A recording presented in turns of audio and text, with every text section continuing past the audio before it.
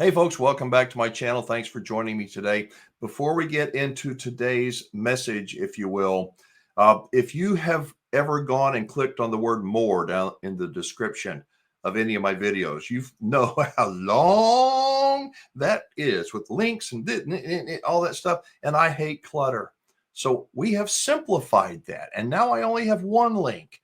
It's to anything that you think that I might be interested in. It's resources, contacts, and if you don't want to drop down, for example, if you want to just shoot the QR code right there on the screen, it will take you to a one-page resource page where you can find out where to get shirts like you see me wear. You can find the RV dealers that I trust. You can find some of my favorite things and links and resources and all kinds of things. So shoot that QR code, or you'll find one nice, clean, short link down below. All right, on today's video, I'm probably going to show you just how stupid I am.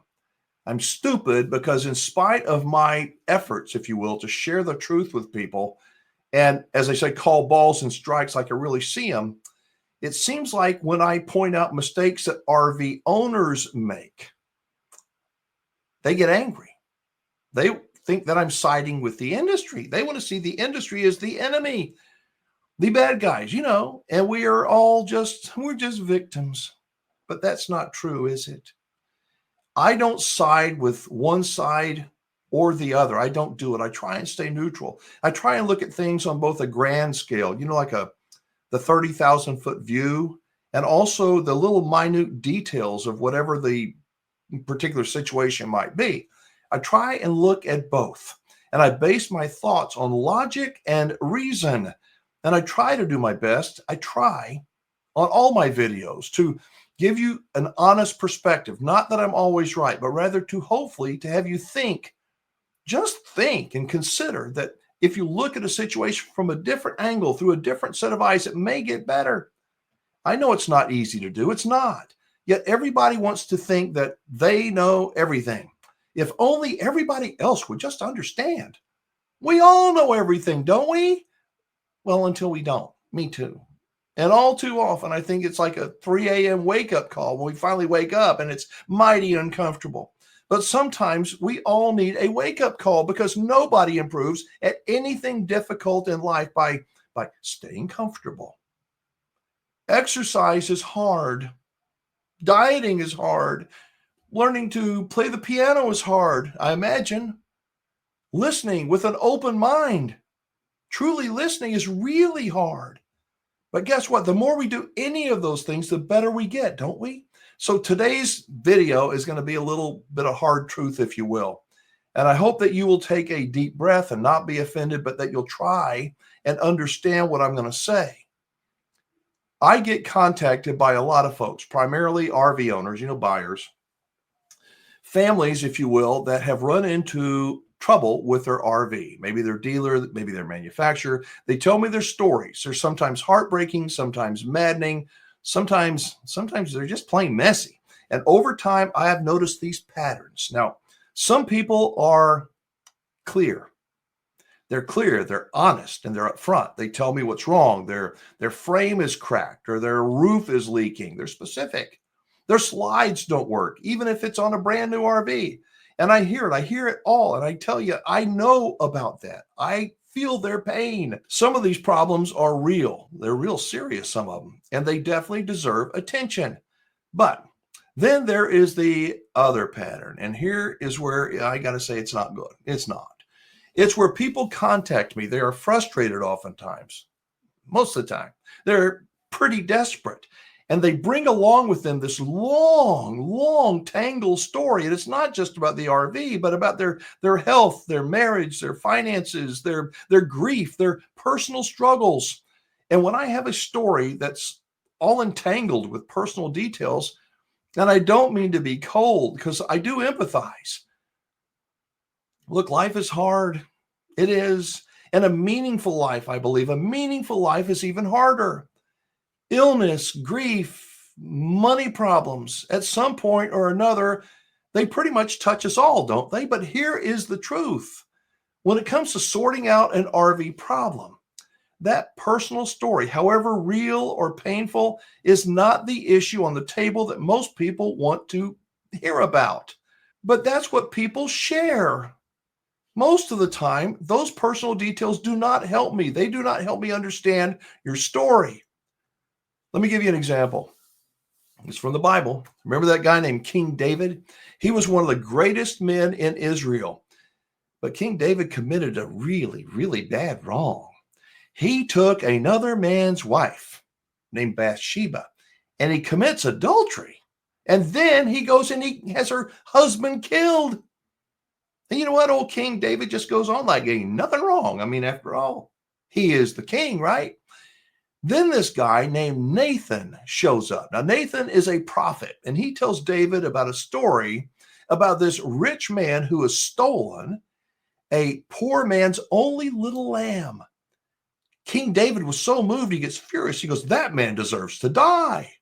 And Nathan looks at him in the eye and he goes, well, you are that man, King David. That's what he did. Do you know what happened next? Do you remember? Guilt. That's what happened next. Guilt. Unlike too many people, I think, too many people today who never feel guilty about anything, and nearly all kings and people of power and influence who can do no wrong, King David was different. He was taken aback. He was. And he prayed about it. And he repented. And what he did was to confront the real issue. The issue was him. He was the one who did wrong with Bathsheba. He was in the wrong in killing her husband. And he took responsibility for it.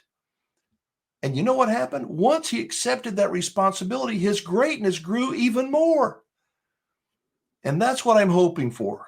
That's what I'm hoping you'll hear in today's video. When people tell me their RV stories, a large percentage of them bring up health issues, either theirs or their spouses. And I don't want to come across as being discouraging, but I feel obligated to say this. If you are thinking about buying an RV and you knowingly have a health condition that may prevent you from doing regular maintenance or keeping up with the demands of RV ownership, please stop and rethink if buying an RV is the right decision.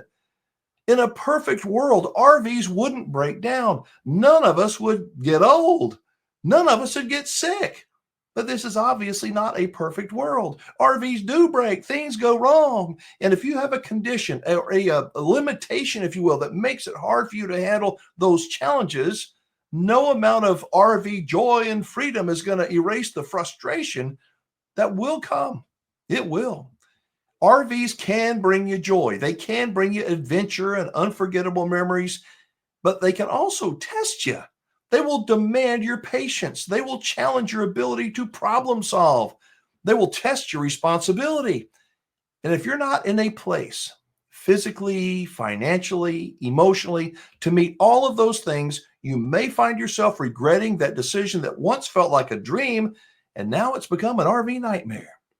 By the way, it's not just about health issues either. It could be details about a death or an illness of a family member or some kind of emergency.